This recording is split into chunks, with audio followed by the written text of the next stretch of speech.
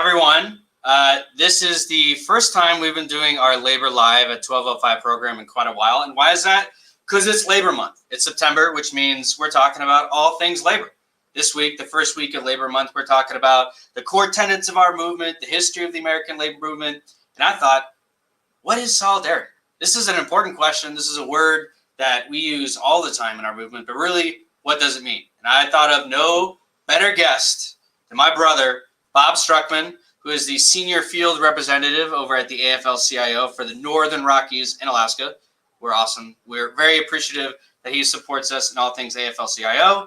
He's a journalist by trade and the former president of the Washington-Baltimore News Guild. He and his spouse have 2 grown kids and an awesome dog and live in Billings, Montana. Bob, thank you so much for being on the program. Brother, it's always wonderful to see you, Alex, and I'm always glad to see you.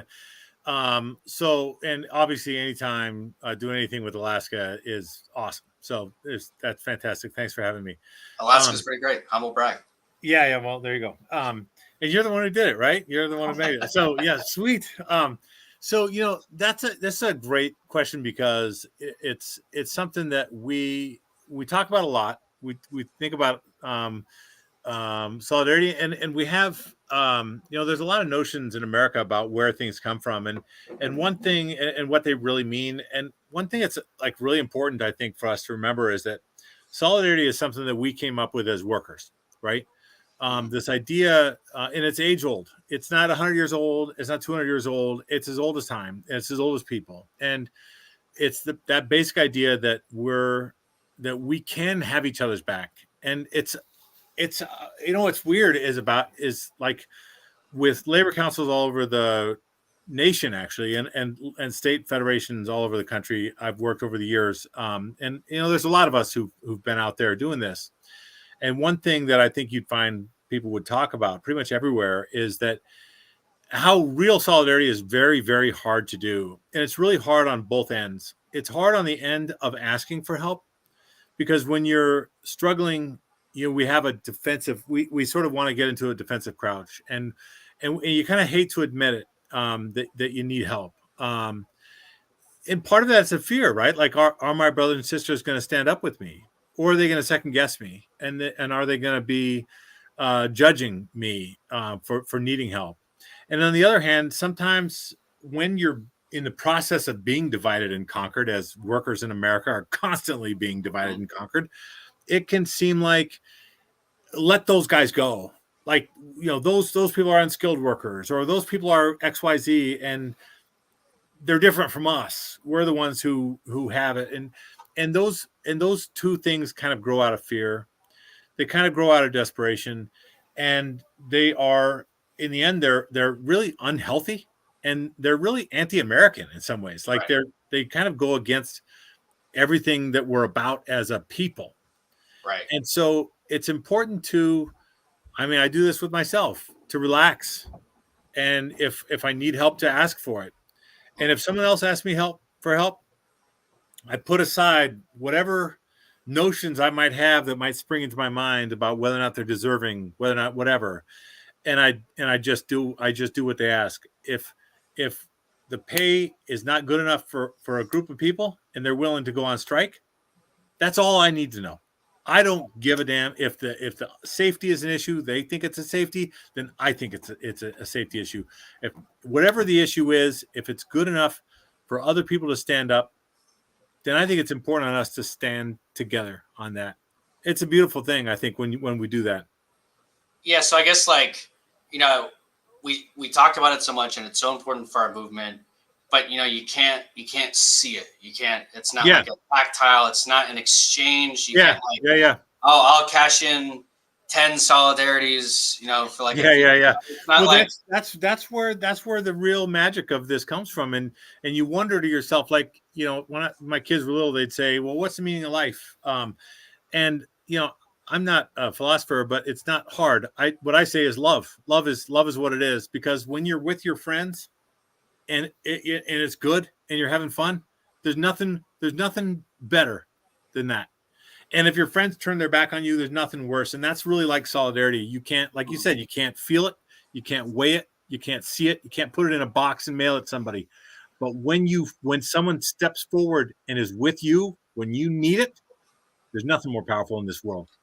And when you see somebody who needs it and you stand with them, that is so incredible. That is like that bond that's between us that Mhm. can't be felt, can't be measured, nothing. That is the strongest bond that there is. And what's amazing is it can beat anything. It can beat everything. I mean, like, I don't care how much money the rich people have who are tearing us apart. It doesn't matter because when Right. we bond together, we're stronger because that solidarity or that love is just, it's beautiful. It's amazing. Yeah, and that kind of brings me into kind of my next kind of thought on solidarity. And I'll preface it with, at our most recent AFL-CIO convention that happened a couple weeks ago, Yeah, we were lucky enough to be joined by President Sarah Nelson of AFA-CWA flight attendants. And she had this sure. quote that really struck me that kind of maybe gets to this question of, you know, why is solidarity essential for the progression of workers and workers' rights in this country? And the quote was, if all the workers in the world simply stopped working, the capitalists would yield to any demand because the world itself would stop working. Yeah. So could you kind of speak to like why is solidarity so vital for the progression of wages, for the progression of benefits, for the progression of Yeah. our evolving dignity on the job? Well, right now in America, and it's been this way for a while, every worker and most of our unions have been really accustomed to that defensive crouch.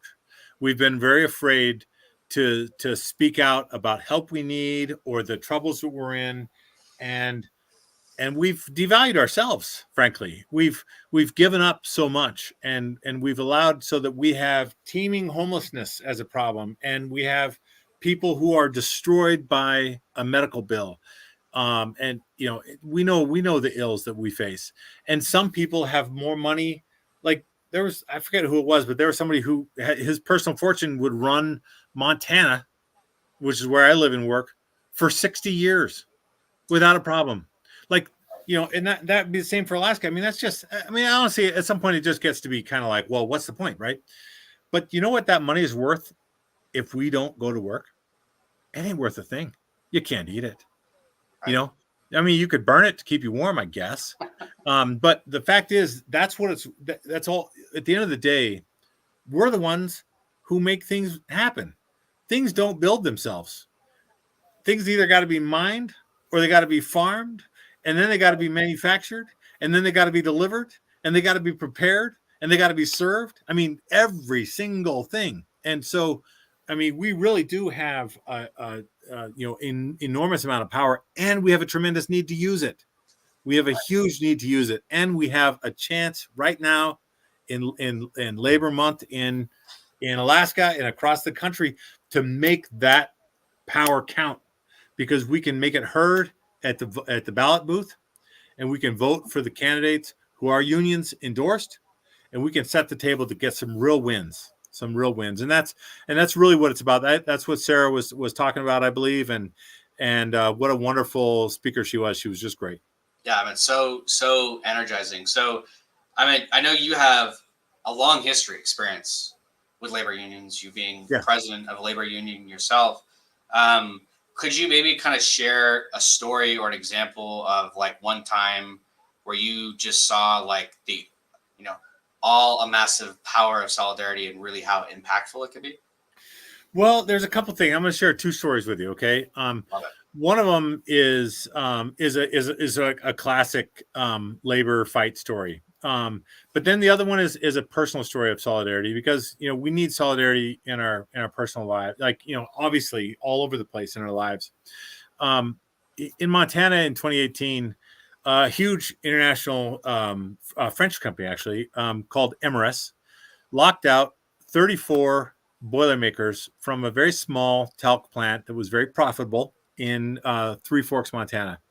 Wow. And those 34 Boilermakers, led by a fantastic a guy who was very near retirement, they reached out to the State Federation of Labor, and they immediately affiliated because they weren't. And once they did, they made it known what was happening. I think they affiliated in like July, and August 2nd or 3rd they were locked out, Hmm. and they thought they were going to get crushed. And the company was taking away retirement, taking away healthcare, taking away seniority. They wanted Wow. to lower pay. This is in 2018, so they were going for everything. And this is not even a year after the Trump tax cuts had gone into effect, and the company was banking more than $1 billion a month in extra revenue from those tax cuts, Wow. and they wanted more. And so we rallied to that picket line, and we got 30, 40, 50, 60, 70. We had at some points 2,000 people at that picket line Wow. where there were 34 workers. And we turned back scabs by shaming them and by begging them and by pleading them. And we stood on that picket line every single time I was going back and forth across the state running a political program here. First thing I did was I talked about that strike. And we raised money everywhere and brought it to them every single day. And by the time we got to November, and John Tester was running then, and every time he passed by, he came and spoke and supported them. Those guys had been out there from the hot days of 100 degrees in the summer. It happened to be all men, by the way. I don't know why. It just was like that. To days when the snow was flying and it was below zero. Mm-hmm. They stood on that. They were on that picket line every day and every night, and it was hurting the company. And eventually, that maybe trillion, that multinational corporation bowed down and broke Wow. because 34 workers refused to just go away and refused to just give up. They did not give up. They did not go away, and they won that race. And they turned that around. They won raises. They won good. They kept their insurance. They kept their seniority. They kept their pensions, and they're working and they're making good stuff to this day. That's That was incredible. amazing, absolutely amazing. And we could do that. I mean, and that's a remote. This is a remote area. I mean, this is not like some downtown hotspot. This is in the middle of Montana. But then I want to tell you about a different kind of solidarity that's really, really important to me. I've been thinking about a lot lately. I went to high school with a guy, and I won't tell you his name because it's kind of sensitive. He turns out he later came out, but he was picked on. He was his own person, right? And he presented kind of like a girl, and he was picked on all his life. And I didn't pick on him. I went to grade school with him in middle school and high school, and I became friends with him. And I never picked on him, but I didn't really stand up for him either. And we became friends because, long story, I was not on the football team, and so I ran cross country for reasons I won't get into.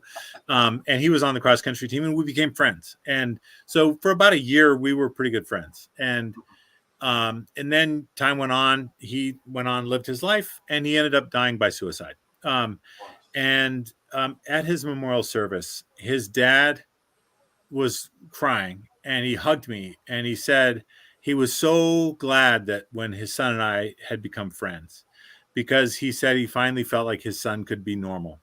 And that just broke my heart because we need to be able to be what's normal. I mean, that's insane. I mean, this young man died from suicide, and at that time after that memorial service, I was really thinking about transness, the new trans thing in America. It's not new, but we kind of like burst onto the scene publicly.